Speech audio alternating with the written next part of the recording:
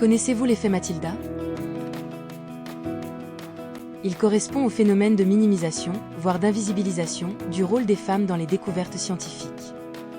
Aujourd'hui, il est important de reconnaître la contribution des femmes dans l'histoire des sciences et des technologies, dont l'informatique. En 1842, Ada Lovelace est la comtesse qui créa le premier algorithme informatique. Chargée de travailler sur un mémoire décrivant les machines analytiques, elle conceptualise, dès le XIXe siècle, un algorithme complexe pour ce qui est considéré comme le premier programme informatique. 1941. Hedy Lamarr est la star d'Hollywood qui inventa le Wi-Fi. Actrice célèbre à l'époque, elle est aussi une inventrice de génie. Elle a notamment co-inventé un système de communication appelé saut de fréquence, une technologie précurseur du Wi-Fi et du Bluetooth.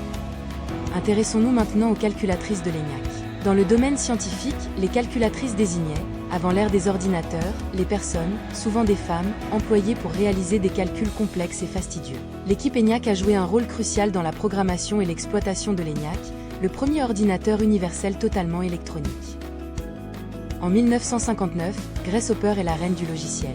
Figure emblématique de la programmation informatique, elle invente le premier compilateur, logiciel de traduction d'un langage de programmation humain en langage machine. Elle contribue ensuite au développement du langage de programmation COBOL. Enfin, en 1969, Margaret Hamilton est la femme qui fit marcher l'homme sur la Lune.